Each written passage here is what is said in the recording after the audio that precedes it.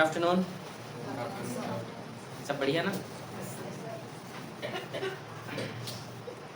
हम जो है आज सर्कुलर मोशन पढ़ेंगे, वृत्तीय गति। क्या पढ़ेंगे? वृत्तीय गति, सर्कुलर मोशन। ठीक है, ये अध्याय 5 का क्या है? सी है, सी खंड है। तो आज हम क्या करेंगे? पार्ट सी देख रहे हैं, अध्याय 5 का। ठीक है, अध्याय 6 इसके पहले हम पढ़ डाले, पता है ना आप लोग को? ठीक है, अलग अलग बुक में अलग अलग तरीके से दिया हुआ है। ठीक है, तो आज जो है हम पढ़ेंगे वृत्तीय गति। क्या पढ़ेंगे? वृत्तीय गति। इंग्लिश में कहते हैं सर्कुलर मोशन। क्या कहते हैं इसको इंग्लिश में? Circular motion. वृत्तीय गति होता क्या है, बताइए, कोई बता सकते हैं? हाँ बोलिए। जब कोई वस्तु वृत्तीय पथ में गति करता है उसे एक समान वृत्तीय गति कहते हैं। ठीक है, जब कोई वस्तु वृत्तीय पथ पर, ठीक है, जब कोई वस्तु, ठीक है, जब कोई क्या जी, जब कोई वस्तु, ये कलर शॉक से दिखाई दे आप लोग को? दिखाई दे? जब कोई वस्तु वृत्तीय पथ पर, ये कैसा पथ है? ये वृत्तीय पथ है। और जब कोई वस्तु इस पथ पर क्या करता है? गति करता है, उसे ही क्या कहते हैं? हम उसकी वृत्तीय गति कहते हैं। ठीक है, जैसे मान लीजिए ये क्या है, समझिएगा, ये इसका ओरिजिन है, केंद्र बिंदु है। ध्यान से देखिएगा, ये इसकी हम त्रिज्या मान लेते हैं, आर है।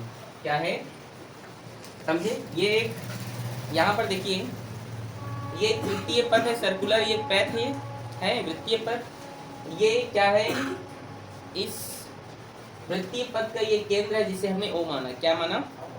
जिसे हमने क्या माना जी? ओ माना। और ये ओ से इसके परिधि, सर्कमफेरेंस तक का डिस्टेंस या उसकी त्रिज्या, उसकी रेडियस हमने क्या माना? आर। और ये क्या है? कोई वस्तु है। ध्यान समझेंगे, तो परिभाषा क्या है? ध्यान समझेंगे, फिजिक्स के अकॉर्डिंग समझेंगे। अब मैं क्या कहना चाहता हूँ, ए ये क्या है जो आप देख रहे हैं? सर्कल जो है वृत्तीय पथ है। क्या है ये? इसका सेंटर है ओ, इसका इस परिधि तक की दूरी आर है, मतलब उसकी त्रिज्या रेडियस है। और एक क्या है? एक वस्तु है। अर्थात यहाँ पर कहने का मतलब यह है कि आप वृत्तीय गति उसे कहते हैं कि यदि कोई वस्तु क्या हो, अगर किसी भी बिंदु पर चला जाए तो उसकी दूरी क्या रहे? कांस्टेंट रहे, नियत रहे। जैसे ये वस्तु अब यहाँ से अगर यहाँ भी चला जाएगा, ठीक है, तो वो क्या हो? वो कांस्टेंट ही रहे, मतलब उसका यहाँ तक की दूरी जितनी है उतनी ये रहे, वही क्या है? उसकी वृत्तीय गति। समझ आया मैंने क्या कहा? नहीं समझे?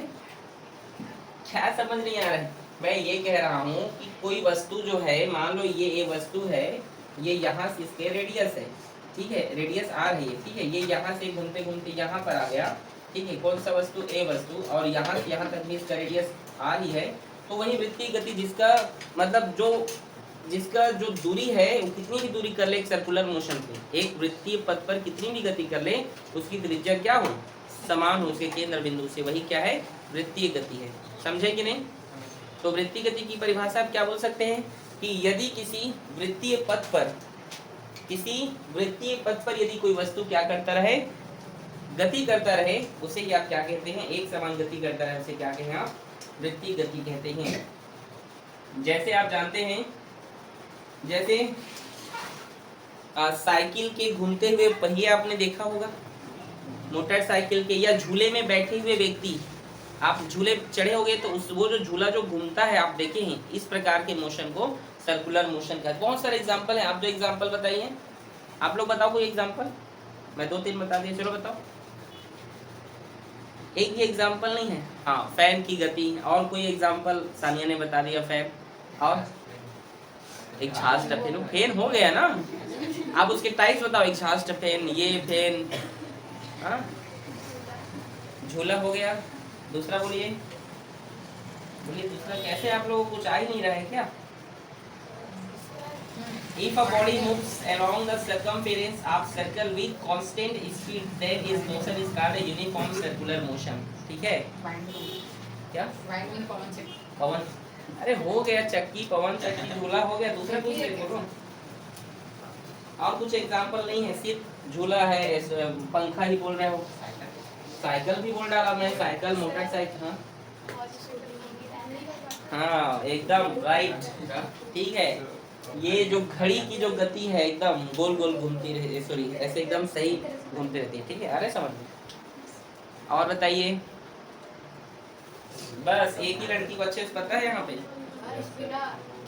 हाँ वेरी गुड, स्पिनर। चलो आगे बढ़ते हैं। अगला हमारा जो यहाँ पे टॉपिक है उसका नाम है कोणीय विस्थापन, जिसे इंग्लिश में कहते हैं एंगुलर डिस्प्लेसमेंट। देखिए वृत्तीय गति को पूरा डिटेल से पढ़ने के लिए हमें कुछ डेफिनेशंस के ऊपर बात करना पड़ेगा। इसमें से जो टॉपिक है उसका नाम है कोणीय विस्थापन। क्या है? हेडिंग लगा लीजिए, कोणीय विस्थापन। इंग्लिश में कहते हैं एंगुलर डिस्प्लेसमेंट।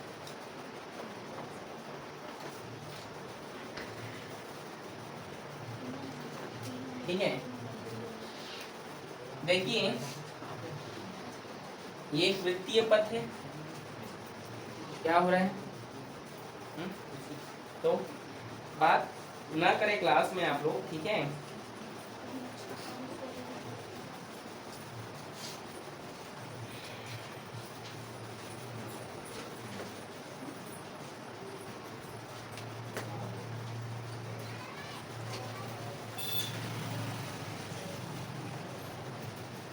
ठीक, आगे बढ़े।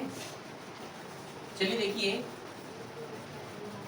ये इसका केंद्र O है, इसकी त्रिज्या R है, ये एक वस्तु A है, ठीक है?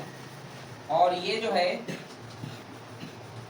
B वस्तु तक इन्होंने दूरी तय की, जो क्या कर रहे हैं, इस त्रिज्या के साथ थीटा कोण बना रहे हैं। क्या बना रहे हैं? थीटा कोण बना रहे हैं, ठीक है? अगर खांसी आ रही पहुंच जाए तो जाइए थोड़ा सा अच्छे से पानी पियो, पानी पीजिए। ठीक, नहीं लाया हो पानी लाना चाहिए ना, ठीक है? चलिए देखिए एंगुलर डिस्प्लेसमेंट क्या होता है। तो वृत्ति देखिए यहाँ पर आप देख सकते हैं, हमने क्या कहा कि यदि ये वस्तु क्या है, ये वस्तु है जो गति करते करते मान लीजिए बी पॉइंट पर आई है, ठीक है? और कोणीय विस्थापन हम पढ़ रहे हैं और ये एक छोटा सा कोण बना रहा है, ये इसको हम डेल थीटा बोलेंगे। छोटा कोण होता है ये, इसे क्या बोलेंगे आप? Del theta. क्या बोलेंगे जी? Del theta. तो इसकी इस गति को अर्थात क्या बोल सकते हैं, ये इसका क्या है, ये इसका एस मतलब होता है यहाँ पर इसकी रेखीय गति। ठीक, कैसी गति? ठीक है, रेखीय गति या रेखीय विस्थापन। तो आप क्या बोल सकते हैं, इस वस्तु का इस पॉइंट तक पहुंचने में जो समय लगा तो कोणीय वेग हो जाएगा वो। कोणीय विस्थापन होता क्या है, बड़े ध्यान समझेंगे आप लोग, जो बोल रहा हूँ हिंदी मीडियम वाले ध्यान सुनेंगे, ठीक है? वृत्तीय गति करते हुए कोई कण, देखिए वृत्तीय गति करते हुए ये क्या है, एक कण यानी एक वस्तु। वृत्तीय गति करते हुए कोई कण का रेखीय विस्थापन का क्या जी? रेखीय विस्थापन तथा त्रिज्या के अनुपात को क्या कहा जाता है? कोणीय विस्थापन कहा जाता है। देखो कुछ परिभाषाएं आपको याद करना जरूरी है, ठीक है? फिर से बोल रहा हूँ, वृत्तीय गति करता हुआ कोई कण, कोई ऑब्जेक्ट, कोई वस्तु कैसी गति करते हुआ? सर्कुलर, ठीक है? ध्यान सुनेंगे, वृत्तीय गति करता हुआ कोई कण, उसका रेखीय विस्थापन, ये रेखीय विस्थापन तथा उसके, इधर देख लो, अगर आप फिगर को देखोगे तो रट्टी की जरूरत नहीं है, ध्यान से देखो ना। वृत्तीय गति करता हुआ कोई कण, ठीक है, उसका रेखीय विस्थापन तथा उसकी त्रिज्या के अनुपात को कोणीय विस्थापन कहते हैं, जो उसके केंद्र पर अल्प कोण बनाता है, बहुत ही छोटा कोण बनाता है, यही क्या कहलाता है? कोणीय विस्थापन कहलाता है। क्या कठिन है बताइए? बताइए नहीं?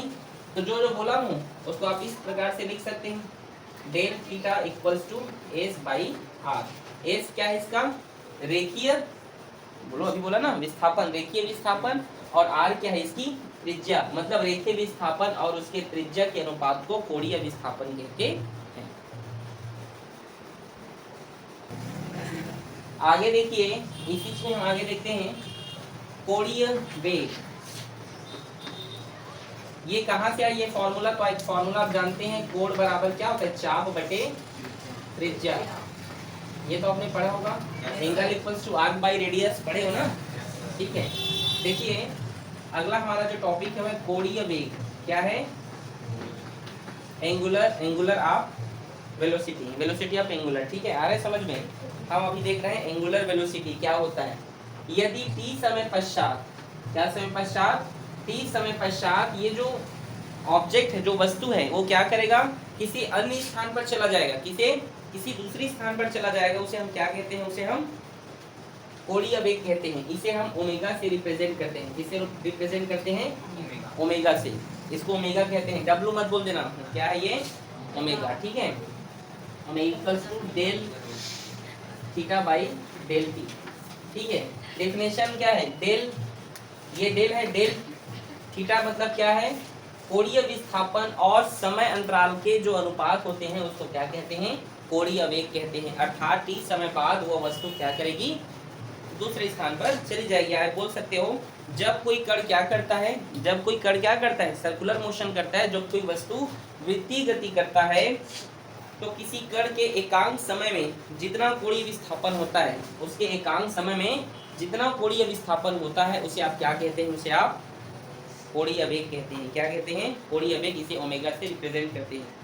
वृत्तीय गति करते किसी कण के एकांक समय में जितना कोणीय विस्थापन होता है, ठीक है, वृत्तीय गति करते हुए, वृत्तीय लिखो, वृत्तीय गति करते किसी कण के एकांक समय में जितना कोणीय विस्थापन होता है, उसे ही आप क्या कहते हैं, कोणीय वेग कहते हैं। इसे ओमेगा से रिप्रेजेंट करते हैं। अगर आप इसे कैलकुलस में लिखना चाहें तो ऐसे भी लिख सकते हैं, D theta by d T, ये भी इसका फॉर्मूला है, ठीक है, डिफरेंशिएशन करने का, ठीक है जी, नोट करो इसको। अगला है कोणीय त्वरण। क्या है अगला टॉपिक, जब तक आप ये नहीं समझेंगे आपको आगे समझ में ही नहीं आएगा, ठीक है। कोणीय त्वरण इंग्लिश में कहते हैं एंगुलर ऑफ एक्सेलरेशन, ठीक है। देखिए कोणीय वेग, इसे अल्फा से रिप्रेजेंट करते हैं, किससे, अल्फा बराबर ओमेगा बाई टी। इसका डेफिनेशन क्या हुआ, कोणीय वेग, ये ओमेगा कोणीय वेग है ना। कोणीय वेग में परिवर्तन की दर, कोणीय वेग में परिवर्तन की दर क्या कहलाता है, कोणीय त्वरण कहलाता है। कुछ है क्या, नहीं समझे, परिभाषा बताओ। कोणीय वेग में, ये कोणीय वेग है, ओमेगा को कोणीय वेग कहते हैं। कोणीय वेग में परिवर्तन की दर को क्या कहा जाता है, बताइए, कोणीय त्वरण कहा जाता है। इसे किससे रिप्रेजेंट करते हैं हम, बताइए, change in angular velocity by time interval, ठीक है। इसे क्या कहा जाता है, एंगुलर एक्सेलरेशन, ठीक है, नोट करो, ठीक है। यहाँ तक किसी कोई समस्या तो नहीं, नोट भी कर लिए। इसको अगर आप कैलकुलस में चाहो, कैलकुलस में भी लिख सकते हो ना, ये सब बताने की जरूरत तो नहीं पड़ेगा। Alpha is equal to d डब्ल्यू, हाँ, d omega by d t, ठीक है, तो नोट कर डालेगा, बोलो, यस सर। हाँ ठीक। अगला जो हमारा टॉपिक है वो है कोणीय, रेखीय वेग तथा कोणीय वेग में संबंध, ठीक है। ये इंपॉर्टेंट है, परीक्षा में आता है, थोड़ा ध्यान से ना। रेखीय कोणीय विस्थापन दिया जाता है परीक्षा में, रेखीय वेग और कोणीय वेग में संबंध, ठीक है, ठीक है जी। रेखीय वेग और कोणीय वेग में संबंध, relation between angular velocity and linear velocity, English में लिख लीजिएगा, relation between angular velocity and linear velocity, ठीक है। तो चलिए, इसको फाइंड करने के बहुत सारे तरीके होते हैं, आ रहे हैं, नीरज समझ में आ रहा है बेटा। हम जानते हैं रेखीय वेग को v से रिप्रेजेंट करते हैं और कोणीय वेग को किससे, हाँ आप बोलिए, इसको तो हम v से रिप्रेजेंट करते हैं और इसको कोणीय वेग को अभी बताया ना, हाँ बोलो, कोणीय त्वरण है वो ओमेगा से। थोड़ा पढ़ाई पे ध्यान दीजिए, पढ़ाई वढ़ाई तो करना नहीं है, अभी पढ़ाया हूँ इसलिए डांट रहे बोलेंगे।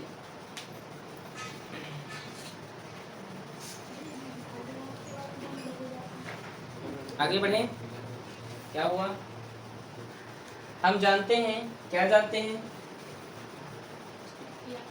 डेल थीटा बराबर क्या होता है, डेल थीटा बराबर क्या होता है, अभी लिखे हो? हाँ, एस बाई। अब यहाँ पे देखो, इसको बनाते हैं ओमेगा वाले फॉर्मूले से भी बनाते हैं अधिकतर टीचर, लेकिन सिंपल अगर आप देखें तो इस फॉर्मूले से भी ये बन जाता है। कैसे बनता है, चलिए हम देखते हैं। ठीक है, तो हम जानते हैं, क्या जानते हैं कि अगर हम क्या कर दें, डेल टी का दोनों साइड क्या कर दें, भाग कर दें। क्या कर दें आलिया, डेल टी का भाग कर दें। तो del theta by del T equals to S by del T into 1/r। बताइए, del theta by del T क्या कहलाता है, एंगुलर वेलोसिटी। किससे रिप्रेजेंट करते हैं, ओमेगा से। किससे रिप्रेजेंट करते हैं, और एस बाई टी, एस मतलब डिस्प्लेसमेंट, विस्थापन में परिवर्तन की दर क्या कहलाता है,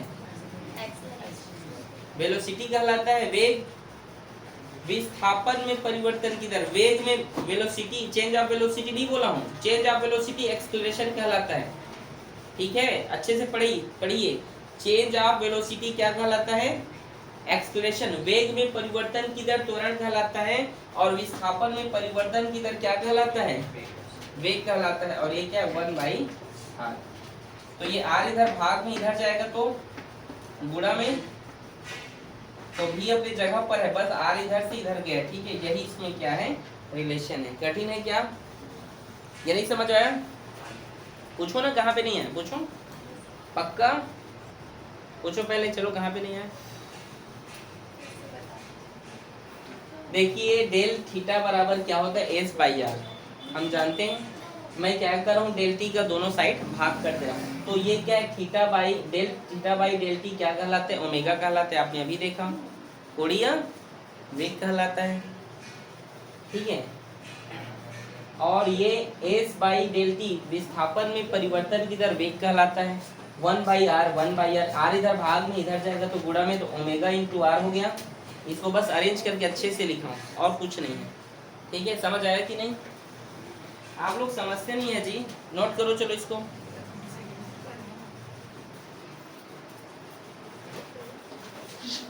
अगला है यहाँ पे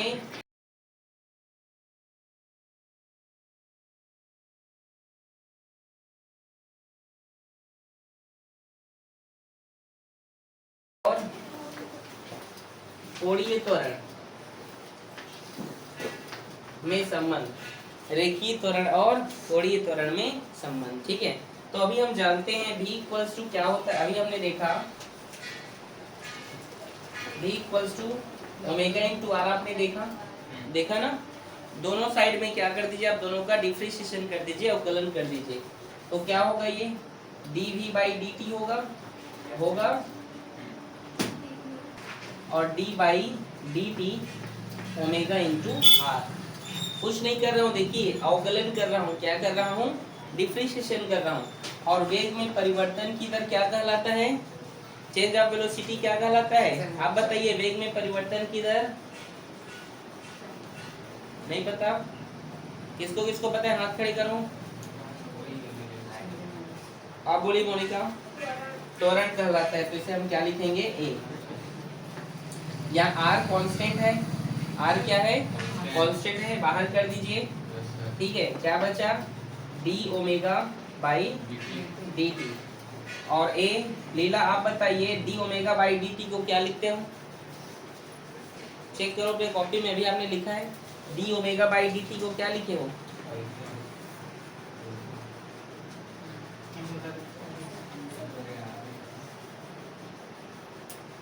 कोणीय त्वरण लिखे हो ना, हाँ, एंगुलर एक्सेलरेशन ना।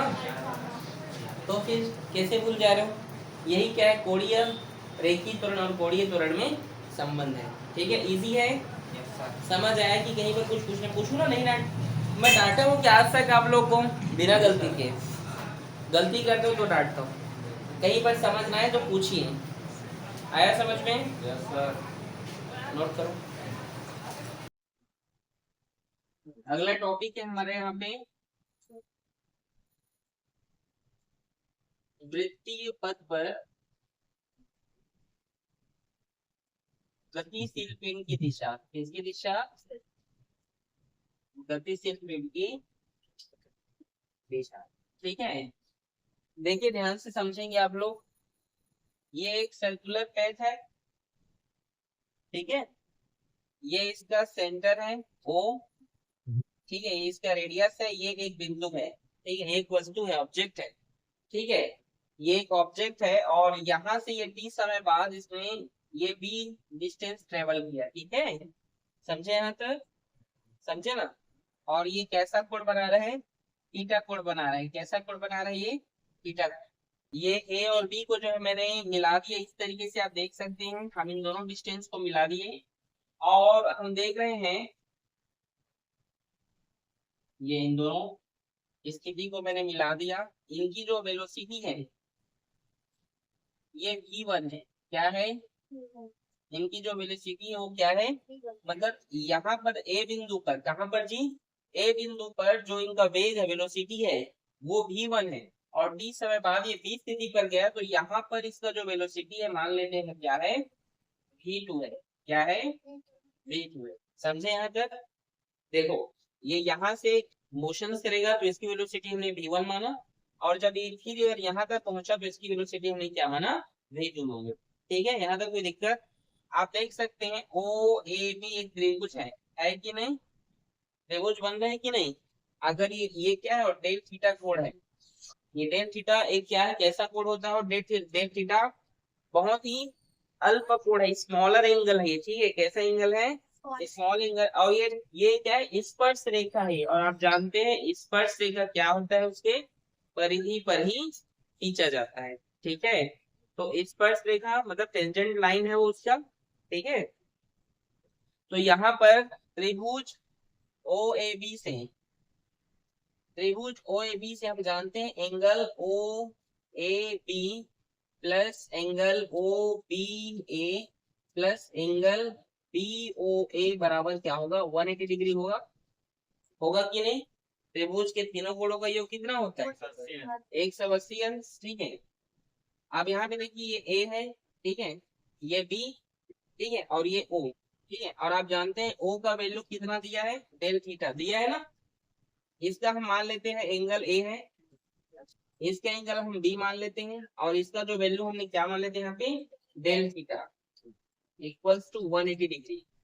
आप जानते हैं कि यदि ये सेंटर है और सेंटर से परिधि पर कोई भी रेखा खींचा जाता है, उसका रेडियस होता है, और रेडियस क्या होते हैं आपस में बराबर, मतलब ये ओ ए और ओ बी आपस में रेडियस है कि नहीं, तो रेडियस आपस में बराबर होते हैं, ओ ए बराबर क्या होगा, ओ बी, तो एंगल भी क्या होते हैं उसके बराबर होते हैं, आप जानते हैं, समझे कि नहीं, नहीं समझे मैंने क्या कहा, समझे कि नहीं। अगर ओ से ए बराबर है तो ओ और बी भी बराबर होगा, तो उसके एंगल भी बराबर होते हैं आपस में, तो ये दोनों बराबर हैं आपस में, क्या है दोनों, या तो 2a लिख लो या तो फिर 2b लिख लो, तो 2a लिखो, हाँ 180 और एक थीटा उधर गया तो del theta minus del theta, del A का वैल्यू हम निकाल लेते हैं 180 माइनस डेल थीटा, ये 2 इंटू में इधर गए तो डिवाइड में, del A equals to 90 minus del theta by 2, ये दोनों के लिए होगा डिवाइड, ये तो दोनों के लिए होगा ना, तो इसके लिए भाग हो गया और इसके लिए बच गया होगा, और ये बहुत ही छोटा कोण है डेल थीटा आप जानते हैं, और 2 से और भाग हुआ तो और बहुत छोटा हो जाएगा, और छोटा हो जाएगा मतलब इसकी हम नेग्लिजिबल कर देंगे, उपेक्षा कर देते हैं, ठीक है। तो क्या है हमारे पास आंसर, डेल ए बराबर 90 डिग्री। तो यहाँ पे आप समझ सकते हैं कि वृत्तीय पथ पर गतिशील पिंड हमेशा क्या होती है, उसके त्रिज्या पर क्या होते हैं, वह लंब होते हैं, परपेंडिकुलर होता है, लंबवत होता है, ठीक है, उसके स्पर्श रेखा पर क्या होते हैं, वहां लंब होते हैं, परपेंडिकुलर होते हैं, इस डेरिवेशन से क्या हो गया, यहाँ सिद्ध हो गया। किसी कोई दिक्कत यहाँ तक, समझे, नोट करो इसको। देखिए यहाँ पर एक स्पेशल नोट ये है, आप जानते हैं बेटा कि यदि वेग नियत होता है, यदि वेलोसिटी क्या होता है, कांस्टेंट होता है, तो आप जानते हैं कि उसका जो त्वरण होता है वो भी क्या होता है, कांस्टेंट होता है। यार जानते हैं, पहले पढ़े हैं आप कि यदि वेलोसिटी क्या है, कांस्टेंट है, तो उसका त्वरण भी क्या होता है, एक्सप्रेशन भी कांस्टेंट होता है। लेकिन सर्कुलर मोशन में स्पेशल केस ये होता है कि यदि वेलोसिटी क्या है, कांस्टेंट है, तो उसका जो त्वरण है वो नॉट इक्वल 0 होता है, मतलब वह कांस्टेंट नहीं होता है। समझे कि नहीं? याद रखना, अगर कभी भी कॉम्पिटिशन एग्जाम में पूछे तो याद रखना, वृत्तीय गति में अगर वेग कांस्टेंट है तो त्वरण कांस्टेंट होगा, ये जरूरी नहीं है, याद रखिएगा। ठीक है बेटा, क्या है?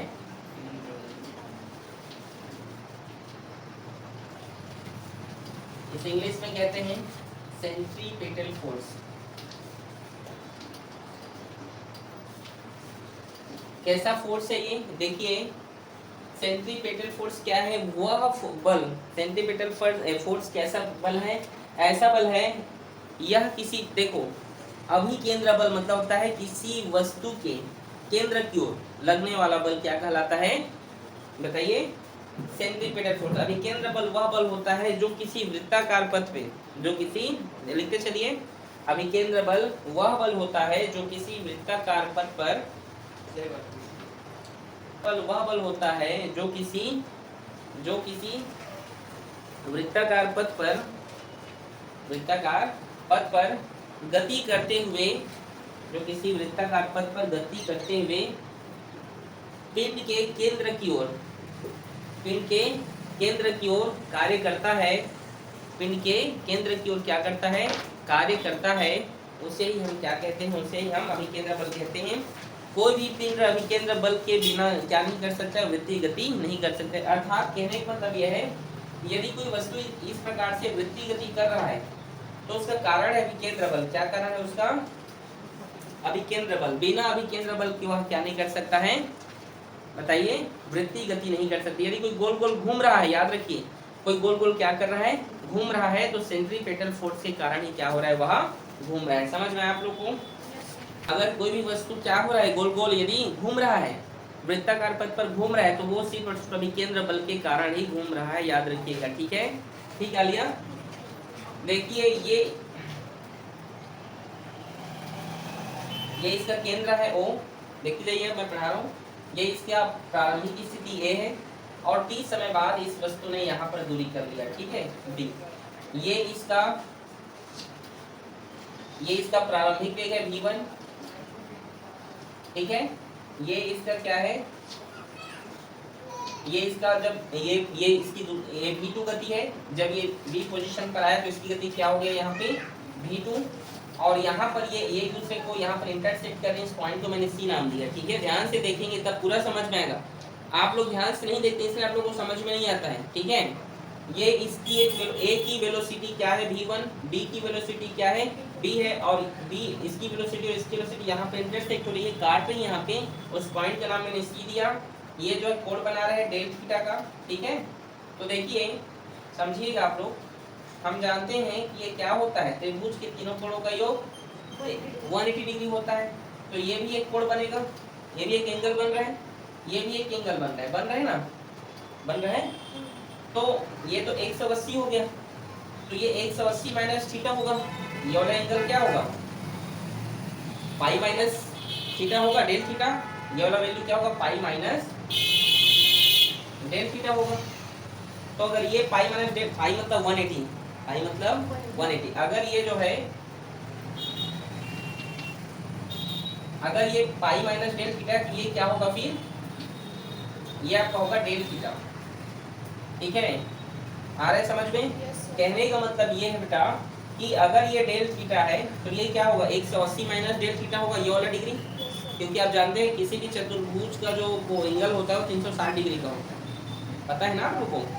किसी भी समचतुर्भुज या चतुर्भुज के चारों कोणों का योग कितना होता है? 360, 360 डिग्री का होता है। तो अगर ये थीटा है, ये 180 हो गया, तो ये वाला एंगल होगा 180 माइनस डेल थीटा। तो ये भी क्या हो जाएगा? Del theta. तो ये भी क्या होगा? Del theta. समझे? और ये बहुत ही छोटा कोण है, स्मॉल एंगल है ये। अगर यहाँ को मैं डायरेक्शन को कुछ बनाना चाहूँ तो कोई इस प्रकार से कुछ ये बन रहा है। इस पॉइंट का नाम C है, ये इसके लिए v1 मतलब ये A है, ये B है। इन दोनों को हमने मिला दिया तो ये क्या है? Del theta. तो ये भी क्या हो गया? ये डेल थीटा है ये। और ये इन दोनों को मिलाने पर ये जो हमारे पास निकल कर आया है, इसे हम डेल V मान लेते हैं कि दूरी को, और इसको हमने v1 माना इस डायरेक्शन को, और इसे हमने क्या माना? v2। मतलब अगर हम जो इसको बनाकर लिखें तो ऐसे ही बनेगा चित्र। ये देखो, ये वाला लाइन, ये वाला लाइन, ये, और इन दोनों को मिला दिए, समझे? समझे कि नहीं बोलिए? पूछो यहाँ पर कुछ डाउट है तो? नहीं है? आगे बढ़ूं क्या मोनिका? कुछ डाउट बेटा कहीं? कैलकुलेशन करते हैं, हम जानते हैं सबसे पहले कैलकुलेशन करने के लिए मैं निकालूंगा यहाँ पे अभिकेंद्र त्वरण। क्या निकालूंगा?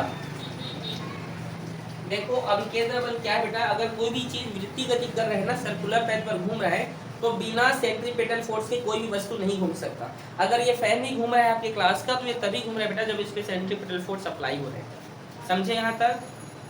समझ में आया? आगे देखिए, ये अभिकेंद्र त्वरण आप जानते हैं। अभिकेंद्र त्वरण सबसे पहले हम अभिकेंद्र त्वरण निकालेंगे यहाँ पे, इसको यहाँ पे लिखते हैं, ठीक है। तो अभिकेंद्र त्वरण निकालने के लिए सबसे पहले हम यहाँ पे यूज करते हैं कोण। कोण बराबर angle equals to arc by radius होता है। आप जानते हैं कोण बराबर क्या होता है? चाप बटे त्रिज्या। आप जानते हैं सभी। और आप ये भी जानते हैं कि त्रिभुज में चाप वाप होता नहीं है। ये आपको पता है ना कि किसी भी ट्राइंगल में क्या नहीं होता है? आर्क नहीं होता है। तो आर्क हम कैसे मानते हैं? वहां पर यदि कोई त्रिभुज है और हमको पता है कि यहाँ पर उसका वो बहुत छोटा कोण होता है, स्मॉल एंगल होता है, तो उसके सामने वाले को क्या मान लिया जाता है? उसका आर्क मान लिया जाता है। याद रखेंगे, ठीक है? फिर से समझाऊं, क्या बोला मैंने? यदि कोई त्रिभुज है तो अगर वो छोटा कोण है, स्मॉल एंगल है, तो उसका सामने वाले को क्या मान लिया जाता है? चाप मान लिया जाता है।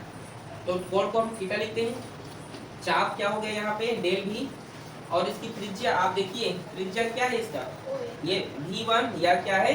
V2, और दोनों समान है। देखिए V1 और V2 दोनों परिमाण में समान है, दोनों की क्वांटिटी, दोनों की मात्रा समान है, लेकिन दोनों की दिशा क्या है? अलग अलग है। आप देख सकते हैं, ये समझे? इसकी दिशा उधर है, इसकी दिशा, लेकिन दोनों क्या है? इक्वल है, दोनों समान है। किसमें? परिमाण में, क्वांटिटी में, मैग्नीट्यूड में क्या है? वो दोनों इक्वल है, समान है, बट उनका डायरेक्शन क्या है? अलग अलग। समझिए मैंने क्या बोला? तो दोनों में से किसी एक को लिख लीजिए। तो V1 को लिख लेता हूँ। और आपको मैंने पढ़ाया था mod A vector equals to क्या होता है? A होता है। ये याद आ रहा है आपको? मैंने पढ़ाया था, ठीक है? तो इसको मैं क्या लिख सकता हूँ? Theta equals to del V।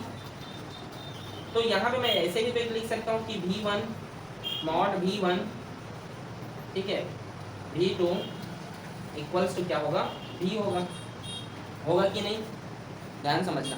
देखिए भले ये सदिश रूप में लिखा है, वेक्टर में लिखा है, मैं क्या कहना चाहता हूँ कि ये V1 इक्वल्स टू, सॉरी यहाँ पे इक्वल्स टू रहेगा, दोनों बराबर है। अभी मैंने कहा कि दोनों क्या है? डायरेक्शन में डिफरेंट है, डायरेक्शन में क्या है, लेकिन उसका परिमाण क्या है बेटा? समान है। तो हम इस फॉर्मूले से जानते हैं, क्या जानते हैं? इस फॉर्मूला से आप सभी जानते हो कि यदि ये दोनों की डायरेक्शन यहाँ पे चलो सेम लिख दिया गया, लेकिन मान लो हम इसका ओनली फॉर क्या लेने? परिमाण को ले, मैग्नीट्यूड को ले, तो ये भी क्या होगा? इसके बराबर है। V1 V2 देखो आपस में क्या है? बराबर है, इक्वल है, लेकिन डायरेक्शन में क्या है? वो डिफरेंट है। तो इसको आप क्या लिख सकते हो यहाँ पे इस प्रकार से? तो इसको आप क्या लिख सकते हो एक लाइन में? V। समझे कि नहीं? नहीं समझे? इस फॉर्मूला से ऐसा लिखते हैं कि नहीं, पहले ये बताओ। ये फॉर्मूला आपने यूज किया है सदिश वाले चैप्टर में, उसको ऐसे लिखते हैं ना। तो मैं तो यही बोला कि V1 बराबर है V2 के, इसमें बराबर है परिमाण में, लेकिन दिशा दोनों की अलग अलग है, तो उसको हम V मान सकते हैं, लिख सकते हैं। आगे देखिए, अब मैं क्या करूंगा? इन दोनों पक्षों में डेल टी का भाग कर रहा हूँ, ध्यान से देखना। दोनों पक्षों में क्या कर रहा हूँ? डेल टी का भाग कर दिया, तो यहाँ भी क्या होगा? Del V by del T और 1 बाई V। समझे कि नहीं यहाँ तक? ठीक है, डेल टी का मैंने क्या कर दिया? दोनों साइड भाग कर दिया। और आप जानते हैं थीटा बाई डेल टी क्या होता है? बताइए किसको पता है? बताइए जी। थीटा बाई, अरे सॉरी, ये देखिए, ये स्मॉल एंगल है ना, ये डेल लगेगा ना सामने में, डेल लिखना भूल गया। समझे कि नहीं? ये स्मॉल एंगल है ना, अल्फा कोण, डेल लिखना भूल गया था यहाँ पे। समझे यहाँ तक? बताइए del theta by del T क्या होता है? ओमेगा होता है, ओमेगा होता है ना, क्या होता है? ओमेगा। और del V by del T क्या होता है? वेग में परिवर्तन की दर, एक्सेलरेशन, और 1 बाई V। यहाँ पे मैं क्या निकाल रहा हूँ, त्वरण निकाल रहा हूँ, तो ए वहीं पर है बेटा, ये भी भाग में इधर जाएगा तो गुणा में होगा, होगा कि नहीं, इसको मिटा दे रहा हूँ मैं, ठीक है, इस फॉर्मूले को।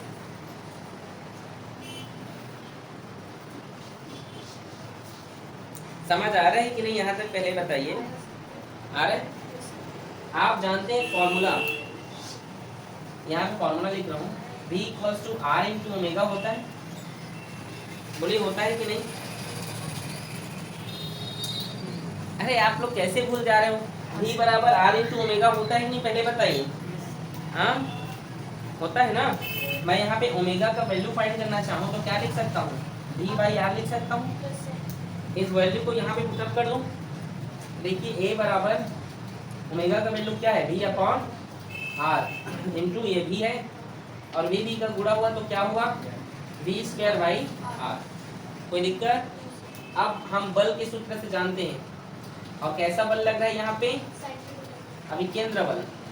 तो बल बराबर क्या होता है, m इंटू ये होता है ना, फिर F इक्वल्स टू m, और a का वैल्यू ये है, इसको पुटअप कर दीजिए, v स्क्वायर बाई आर। यही क्या होता है अभिकेंद्र बल के लिए एक छोटा सा क्या है यहाँ पे ये सूत्र है, ठीक है, यही अभिकेंद्र बल का क्या है, सूत्र है। समझ आए कि नहीं आया बेटा?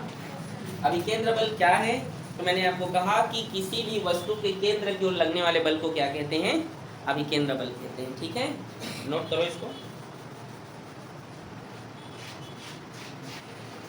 अब यहाँ पर हम कुछ स्पेशल केस देख रहे हैं, ठीक है,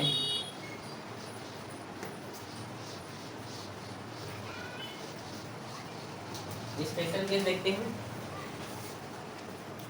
अभी हमने एक फॉर्मूला देखा, आपको परीक्षा में पूछ सकता है अभिकेंद्र बल का सूत्र क्या है, तो याद रखेंगे, ठीक है। अभी हमने एक फॉर्मूला देखा जो अभिकेंद्र बल का सूत्र है mv स्क्वायर बाई आर। यदि बेटा हम यहाँ पर क्या करें, mv स्क्वायर बाई आर को क्या कर दें, कांस्टेंट कर दें, मान ले कांस्टेंट मान ले इसको, ठीक है, क्या मान ले इसको हम, कांस्टेंट। तो आप देख सकते हैं a proportional to 1 by R होगा, ये a प्रोपोर्शनल टू क्या होगा, 1 बाई आर होगा ना। इसका मतलब क्या कहता है कि यदि किसी पिंड का, किसी भी वस्तु का क्या होगा, त्रिज्या अधिक होगा, ध्यान समझेंगे, यदि किसी पिंड का त्रिज्या क्या होगा, अधिक होगा, तो उसका विकेंद्र बल, सेंट्रीपिटल फोर्स का मान क्या होगा, कम होगा। समझे कि नहीं? ये कहना चाहते हैं कि यदि यहाँ भी इसका अर्थ क्या है, यदि त्रिज्या अधिक है, त्रिज्या क्या होगा, अधिक होगा, तो बल का मान क्या होगा, कम लगे। समझे कि नहीं? यदि किसी वस्तु की त्रिज्या मतलब कोई बड़ा उसका क्या है, किसी बड़ी वस्तु है, बड़ा उसका रेडियस बन रहा है, ठीक है, तो अगर उसकी त्रिज्या अधिक है तो उसमें बल का मान क्या होगा, कम लगता है, ठीक है, समझे कि नहीं?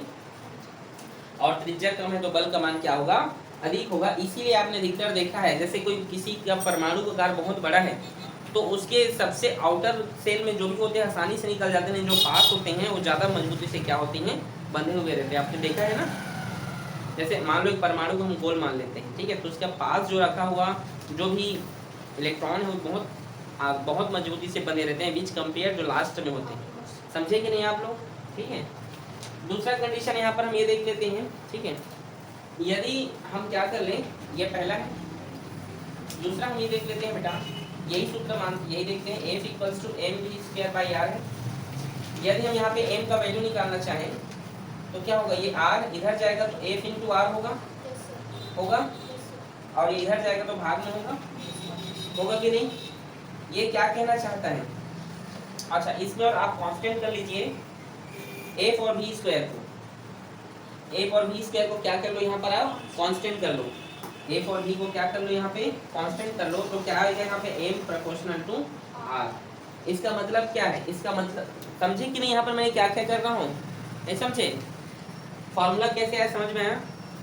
ये m v स्क्वायर, यहाँ m का वैल्यू निकाल रहा हूँ, v इधर इंटू में इधर जाएगा तो डिवाइड में हो गया, r डिवाइड में उधर गया तो इंटू में, यहाँ पे f और v स्क्वायर को मैंने क्या कर लिया, कांस्टेंट कर लिया, ठीक है, क्या कर लिया, कांस्टेंट। तो यहाँ पे क्या था, m प्रोपोर्शनल टू r बचा।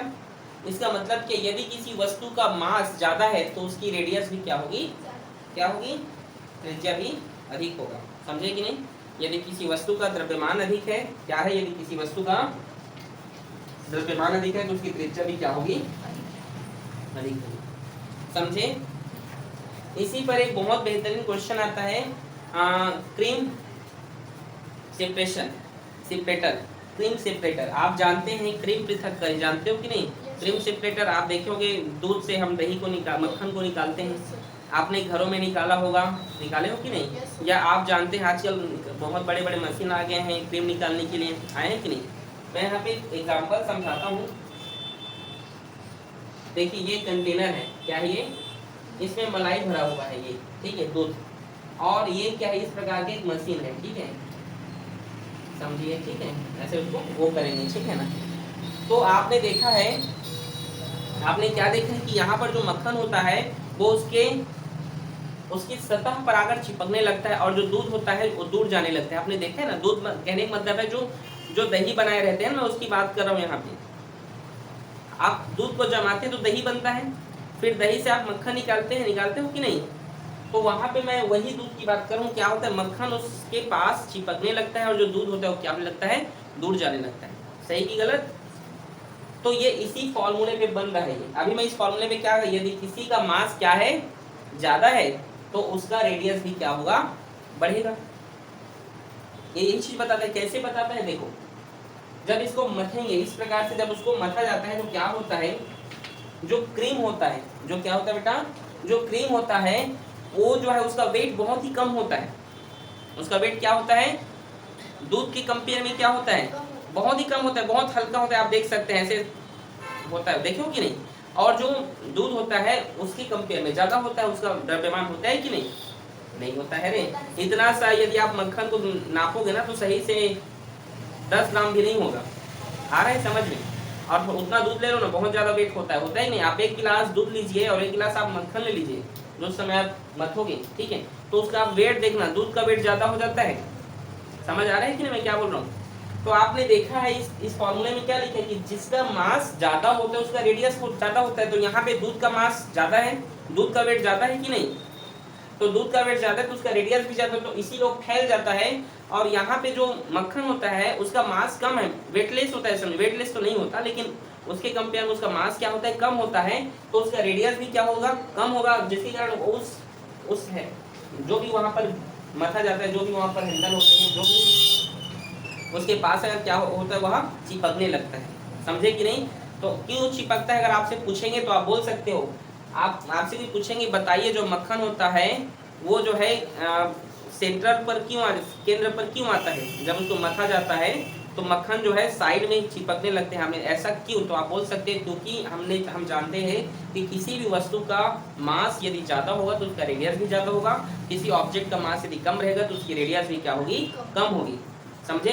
तो यहाँ पे जो मक्खन है उसका रेडियस कम है, तो सॉरी उसका मास कम है तो उसकी रेडियस भी क्या होगा? कम होगा। और दूध का मास ज्यादा है तो उसका रेडियस भी क्या हो रहा है? बड़ा, और इसलिए फैल जाता है। आप समझे कितना इजी है? आप अगर बोलोगे तो उसका कैलकुलेशन भी कर दूंगा, डेरिवेशन बना देता हूँ, चलो ठीक है। डेरिवेशन कैसे बनेगा इसका? ठीक है, देखिए इसका डेरिवेशन कैसे होगा। मान लेते हैं यहाँ पे इसको आप ऐसे भी तो लिख सकते हैं,